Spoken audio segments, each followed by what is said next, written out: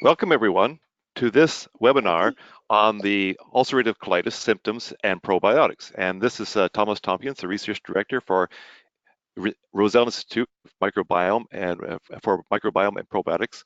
And today we have a presentation by one of our student interns, Ghania Sohail.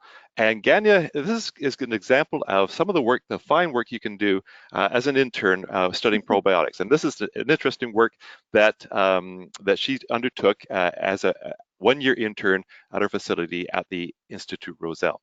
And with that, I'd like to say, if you have any questions for Ghania or myself at any time, there's a question box at the bottom of the page, and you can type in your interests, your questions, and we'll get back to them at some point during the meeting, probably at the end of the webinar.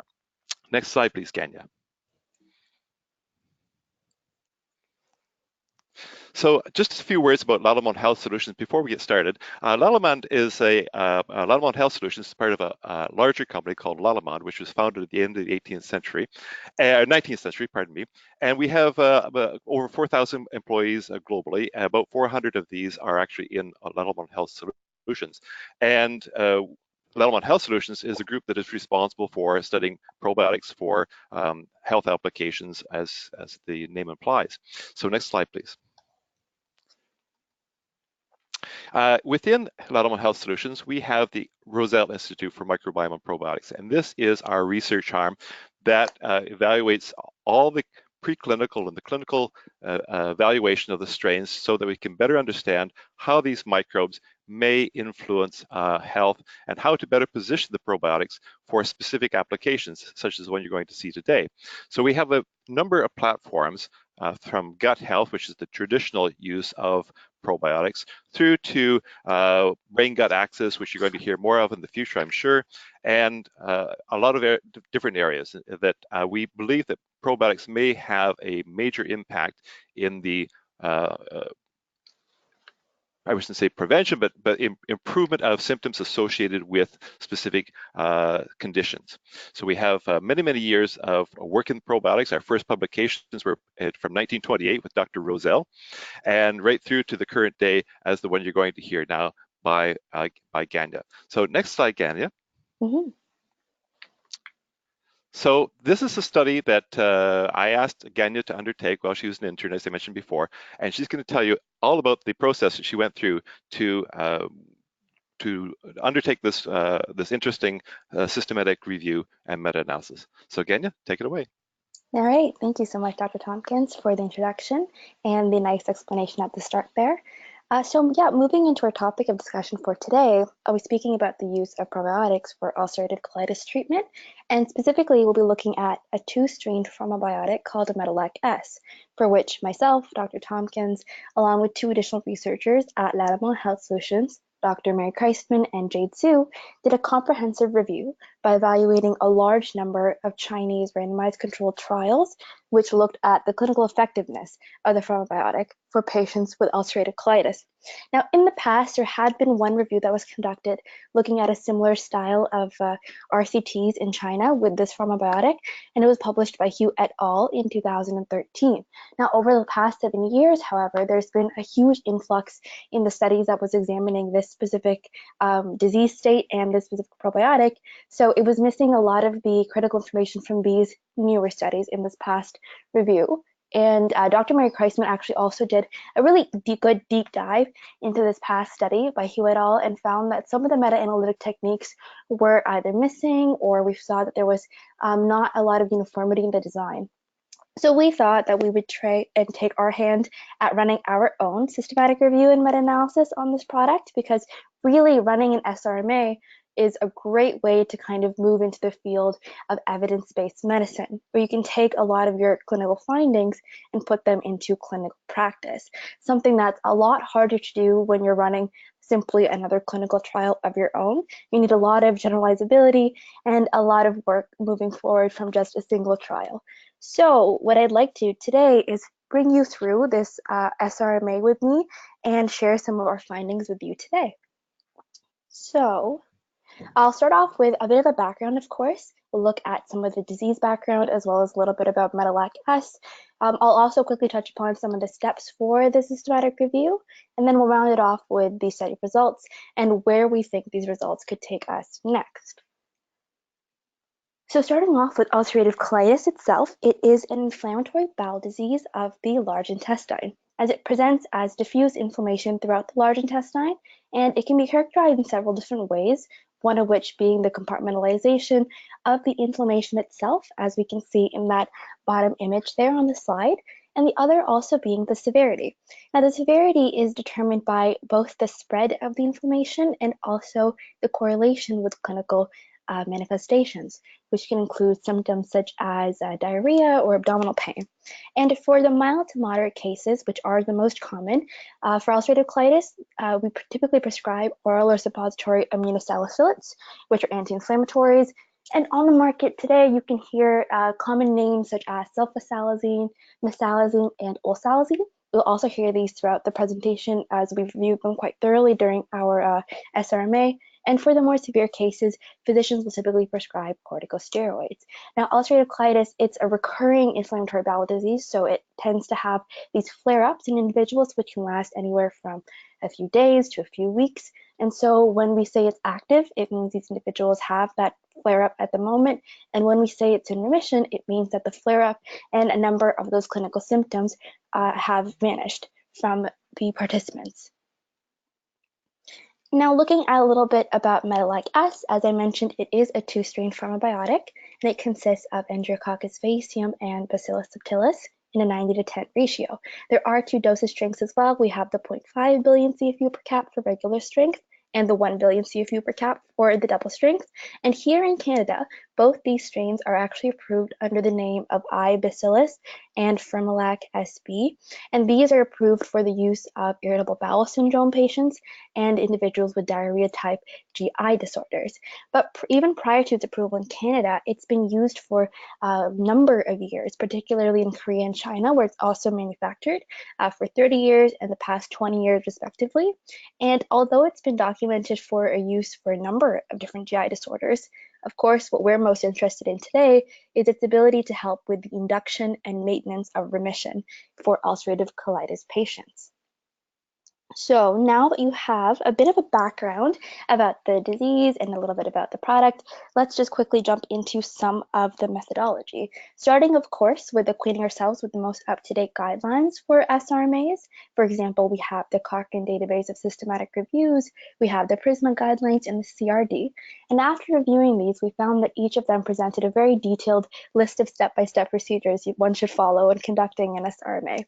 So I've listed those on the side here in a simplified flow diagram, and we'll quickly just touch upon each one, starting with, of course, coming up with a well-defined research question or review question. And in our case, that is, does the probiotic Metalac-S in combination with conventional oral medications, which is anything like the sulfasalazine or the mesalazine that I mentioned earlier, can it improve the induction of remission in our population of interest, which is these Chinese patients? And now to help answer this question, we came up with a number of different outcomes to review. Our primary outcome being evaluating the clinical efficacy of Metalac-S probiotic co-therapy in these population of patients. And our secondary outcomes include a number of additional measures of symptom improvement, some of these being the Chinese standard and some of these being some of the more Western standards, such as the Sutherland Index score. So this primary outcome of clinical efficacy is defined by the 2001 Chinese guidelines, which is one of the most regularly adhered to guideline sets by all of the studies that we went through. And it's simply a measurement of treatment success, which looks at the number of patients who attained complete remission upon the end of the treatment, which means they have no clinical symptoms present and also no inflammation in their colon, as well as a number of effective patients, which means they have some inflammation still upon a thorough review of a colonoscopy, but no more clinical symptoms. So we take this value and divide it by the total to help us quantify that clinical efficacy value for our meta-analysis. And now, once you have your protocol set up and ready to go, of course, you have to start looking for all the studies that you'll be getting the data from. So myself and Jade Su, who is actually a native speaker of Mandarin, went through a number of Chinese databases and English databases to find all of our studies of interest. And then we wanted to make sure that we picked the best studies as per our predetermined selection criteria. Just for the sake of time, I won't go into too much detail about this, but we can always jump back at the end during our question period. So here's just a nice Prisma flow diagram, which is from one of the recommended guidelines, which showcases how we screened all of our studies from start to finish. In the beginning, we had around 404 studies, went from our first database review. And at the end, we ended up with a total of 53, which fit our predetermined selection criteria to a T. Now, the most important thing here is really to focus on our deviation from the total number of studies into our quantitative assessment and qualitative assessment. Here we have, for the primary outcome, 45 studies, which simply means that of the total number of studies we had, these 45 provided us with the data we needed to review for our primary assessment. But the remaining 8 studies were still included because they gave us some valuable information about our secondary outcomes, any of the ones that I had mentioned earlier on that list.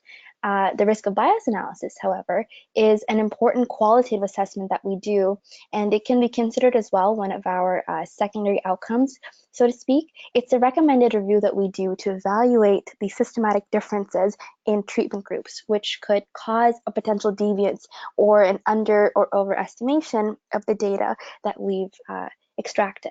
So we'll talk about this risk of bias assessment in just a little bit after we go through some of the results as well.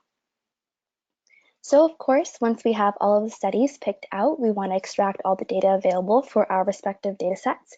And this was done by myself and Jade Su. She used the original Chinese text while I used the English translation. And then we compared our data to see if it matched up. If there's any kind of discrepancy, we would talk to Dr. Tompkins to see if there was a good middle ground or if we were missing anything important. And then we sent all these data sets to Dr. Mary Kreisman, who was our biostatistician. And she did her meta-analysis based on the random effects model or the fixed effects model, which simply is determined by the level of heterogeneity in any of these data sets at baseline. And then we present our results, which you'll shortly see as risk ratios if we have binary variables, or as mean differences if there are any continuous variables, which is very common for a number of these secondary outcomes. Now, moving into the results themselves. So, starting off with a quick summary here, like I mentioned earlier, we have 53 articles that were considered to be accepted, so they fit our criteria. And with these 53 articles, we had approximately 4,000 patients that were included amongst all of these, with 1,985 in the control and almost 2,000 in the treatment. So they were pretty balanced on both ends, so there wasn't too much patient attrition amongst all the studies. And there was very good patterns of the same sort of treatment time and probiotic dosage, as well as the medication dosage allotted to the patients amongst all of the studies. So what we typically saw is that there was a 1 gram of the conventional medication, which could have been sulfasalazine, mesalazine, osalazine, or even valsalazide, which is another type of aminosalicylate that was found in one study. And this was given 3 times a day. And for the individuals in our treatment groups, which is the individuals who have the co-therapy of both the probiotic as well as the conventional medication, they were given Metalac S 2 capsules 3 times a day, which corresponds to about 3 billion CFU. And the average treatment time was around 12 weeks. And all of this is quite standard procedure with the amount of dosages and for both the probiotic and the medication. Now, looking at the results of our primary outcome, here we have a forest plot of the 45 studies that were included. And so what we're looking at is the risk ratio for each of these studies. And the risk ratio is simply the probability that the individuals in the treatment group, the co-therapy group, would have a greater clinical efficacy than the individuals that are in our control group with conventional medication. So what we can see here is a relative risk of 1.21. And if the relative risk was less than 1, it means that our co-therapy was less effective than the conventional therapy. If it's equal to 1, which is near that null line right there, near the number 1 on the risk ratio axis, that means that there's no significant difference between the two treatment and control. And if it's greater than 1, that means that we're actually seeing an enhanced clinical efficacy in the patients taking the co-therapy. And with a value of 1.21, it's describing this treatment as being 21% more effective than the conventional control medication, which is really exciting for us to see.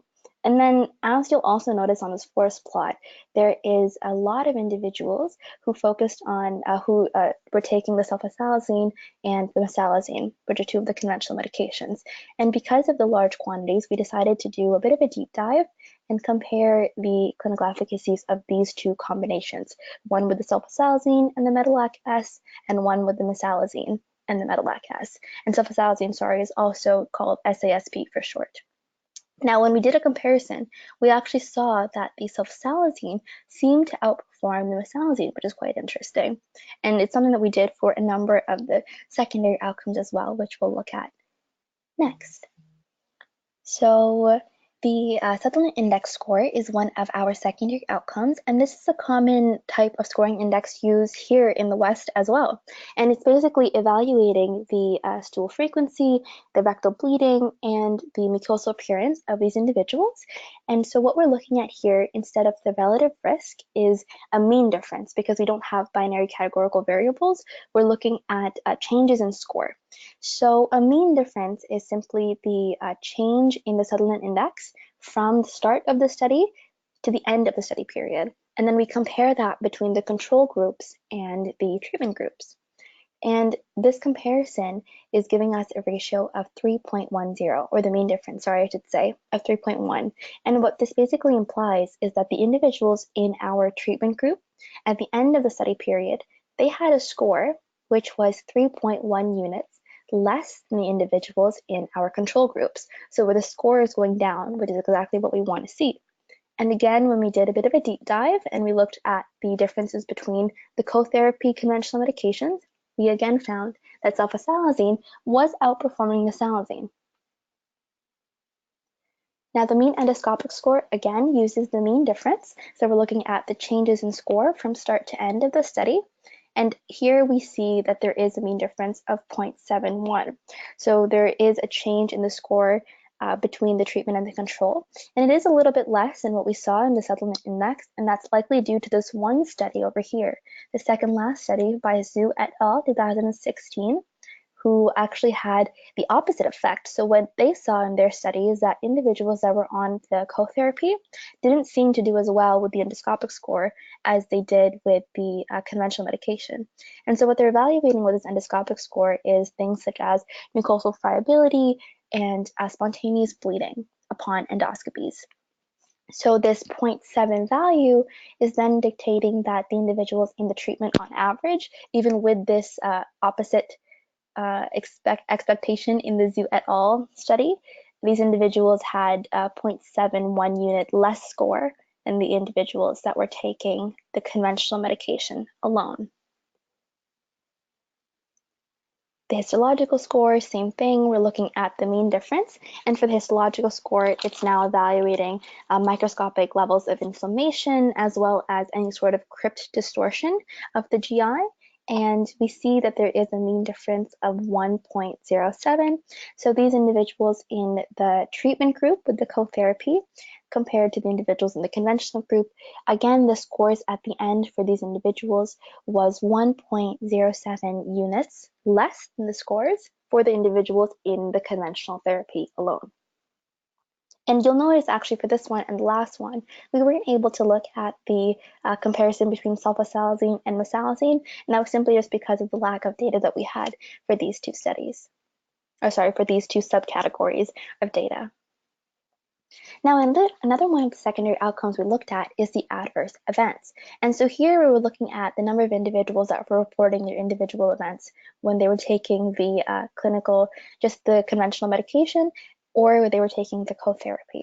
And it was really interesting because we saw that the individuals on co-therapy actually did experience less adverse event symptomology than the individuals in the control groups. So these individuals had fewer symptoms such as nausea or headaches or any kind of general feelings of unwellness.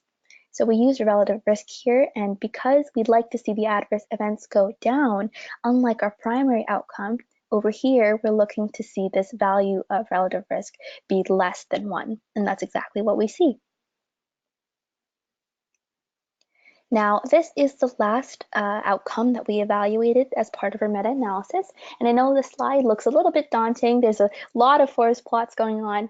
But basically what it's saying is that there are 4 different clinical symptoms that were being reported by individuals that was included as part of these studies. So we have abdominal pain on the top left. Next to it, we have tenesmus, which is the feelings of having to use the washroom. At the bottom left, we have blood and mucus in the stool. And the bottom right, we have diarrhea symptoms.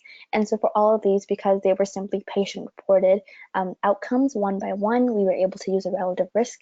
And in all of these, the patients were reporting fewer symptoms upon use of the co-therapy.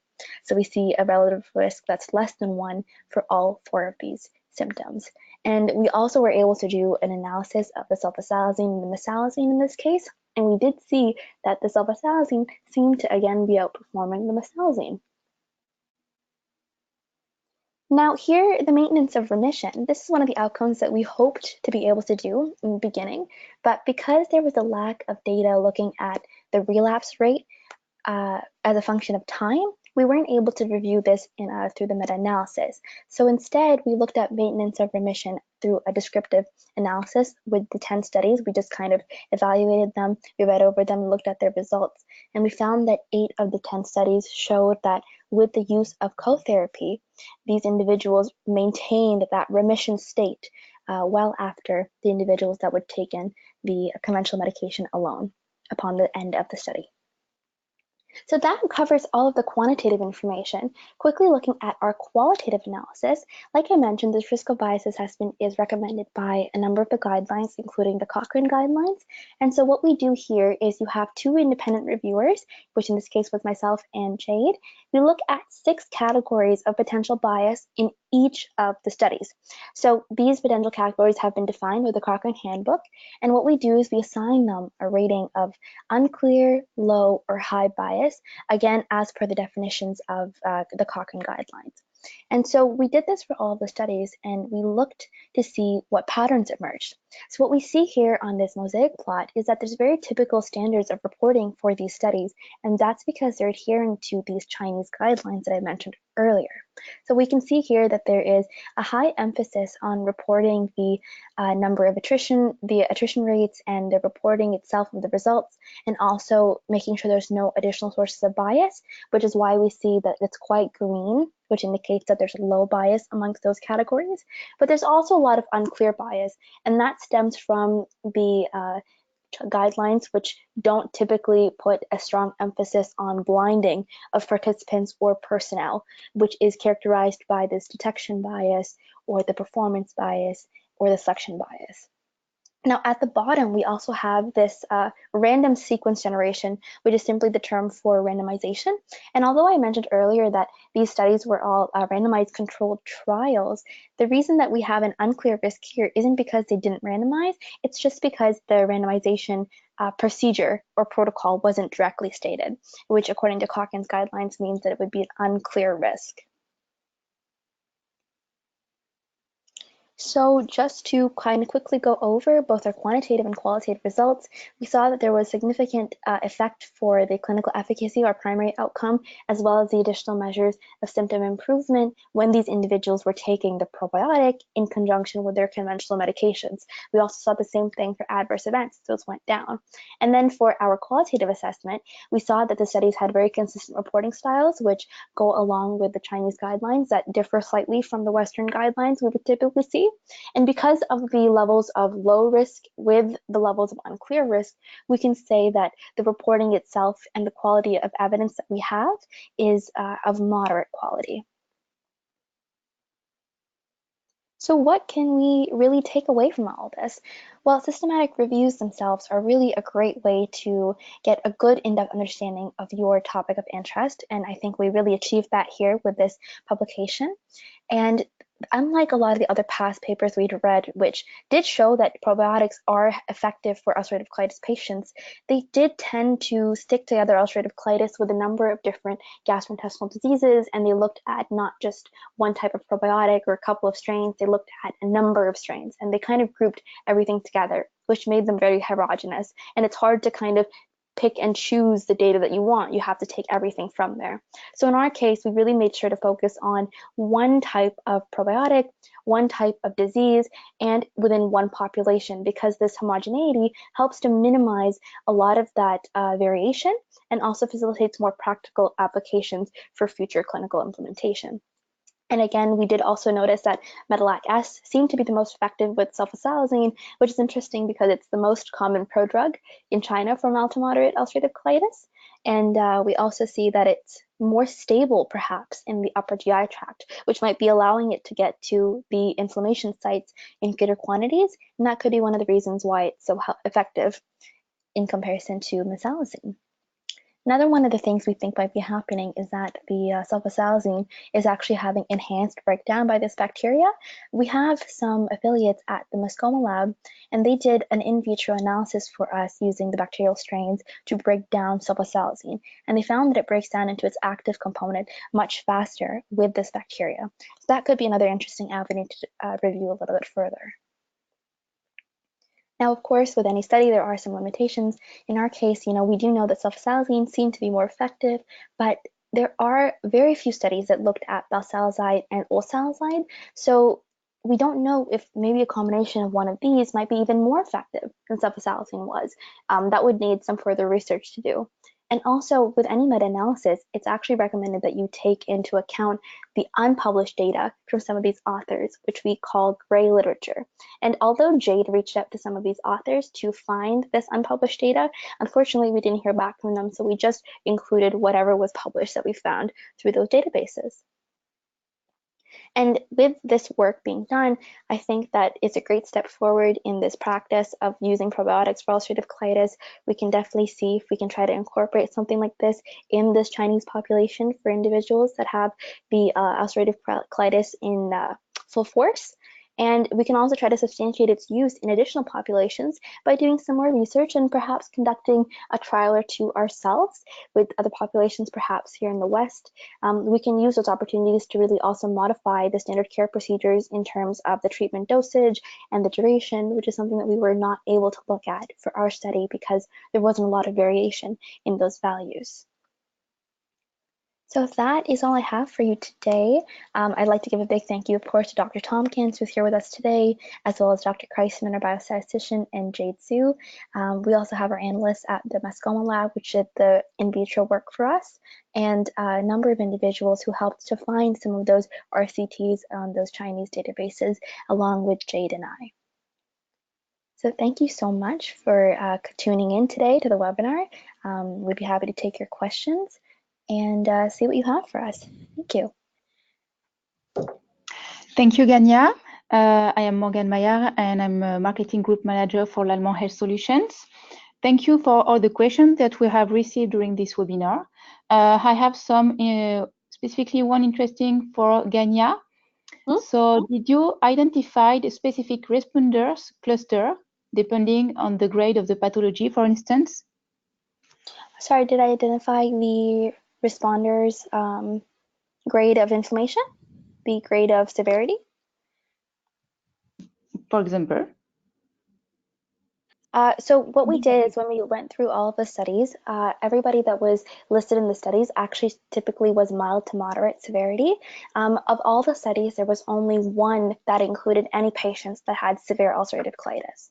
So with these studies, individuals were recruited because of their lower level of severity.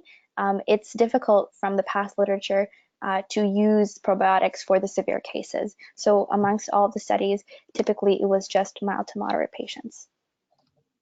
Sorry, I hope that answers the question. Okay, so I have another one for Dr. Tompkins. Are there any other indications for this probiotic formulation? Yes, actually, we've been looking into other possibilities for systematic reviews, meta-analyses on this particular product. There have been a number of studies in irritable bowel syndrome.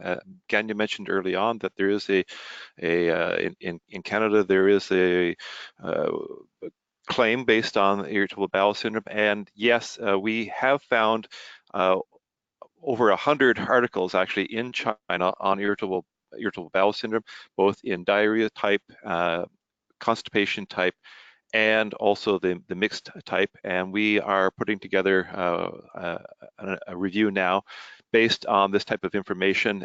Primarily, we do see a positive effect in these particular indications as well. And again, it is with co-therapy with conventional medications that we're particularly targeting. So in case of constipation, it's with lactulose, or if it's with the diarrhea, it would be with some of the motility modulators.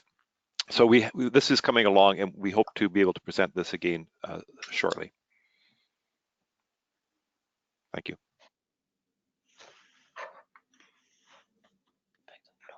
Okay, thank you. Question for Ghania or Dr. Tompkins. Did we check the impact on the flora abundance diversity? In this particular case, no, we did not look at the microbiome or microbiota. We were particularly interested in doing this. I mean, obviously, there's been a lot of discussions about the microbial changes in microbial diversity in these particular patient groups, and I think that would be a good add-on to the upcoming studies that we would like to be able to do in North America or in Europe. But certainly, at this point, this is information that was coming from other researchers, and so we did not have direct control over the study. So that would be something that I would certainly include if I was going to run this particular study. Yeah, it's something to really look at if we were running our own clinical trial, let's say, but we only had the data to work off of with these individuals from these past studies. So.